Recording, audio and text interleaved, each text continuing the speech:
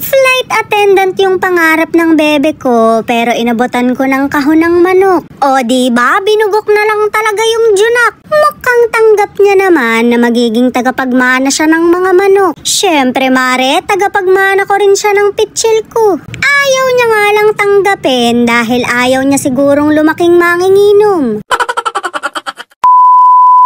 Paalis na nga kami ng flight attendant ko papunta sa flight niya. Mukhang gusto niya nang magbago ng karir dahil nararamdaman niyang bubugukin siya. Nakita niya kasi yung ama niya na may daladalang kahon. Tangay ko rin yung green kong pitchel dahil kasama sila sa photoshoot. Mare, wag kayong lolo-loko dahil tagapagmana namin yan. Hindi nga lang yaman kundi kalokohan. Mukhang nag-aalala nga siya dahil ako yung magdadrive. Mabagal pa naman ako, baka malate siya sa flight niya. Pero sakto lang naman yung dating namin, kaya nagsimula na siya agad. Grabe mare, padalaginding na yung anak ko. Pwede na sana siyang sundan para hindi na gin yung tinitimpla ko. Mare, maloloka na lang kayo pagkagatas na. Kagandahan nga dito, tinuturuan siyang mag-pose. Syempre mare, mawawala ba naman yung sakit ulo pose? Ako lang naman ang nagturo niyan dahil palaging sumasakit yung ulo ko sa kanilang mag-ama. Ring at pinapangiti ko pero ayaw talaga niya. Wala gusto niya talaga ng fierce. Matipid talagang ngumiti yan pagka nakaharap lang sa Roblox.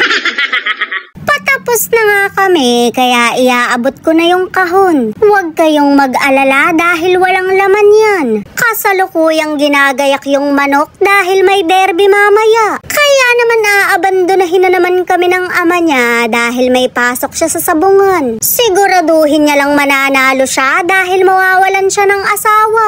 Ay, sorry mare, housemate lang pala dahil hindi pa kami kasal. Mukhang masaya naman yung bebe ko dahil siya yung magmamana ng mga manok. Syempre mare, magpapakabog ba naman ako sa ama niya? Ring at inaabot ko yung pitchel ko pero ayaw niyang tanggapin. Napaka-KJ mo naman, wala naman niyang laman. Ayaw niya talagang manahin yung pitchel ko dahil ayaw niyang lumaking manginginom. Tamang desisyon yan anak, tubig na lang ang ilagay mo. Bakit? Pwedeng chaser yun sa MP.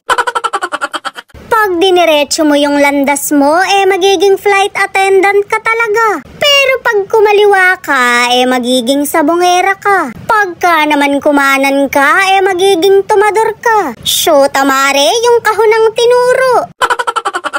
Mukhang nakapagdesisyon na siya pero kokontrahin ko. Mas gusto mo pa yung manok, mas mahal nga yun ang ama mo. Mas kumpleto pa yun ng vitamins kesa sa'yo. Well, pwede naman naming itinola, sasamahan mo lang ng papaya. Marami-rami kang mamanahin anak, kaya marami din tayong sasabawan.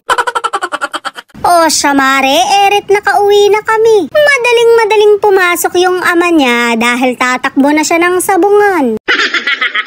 Yun lang mga mare at pare, shot puno.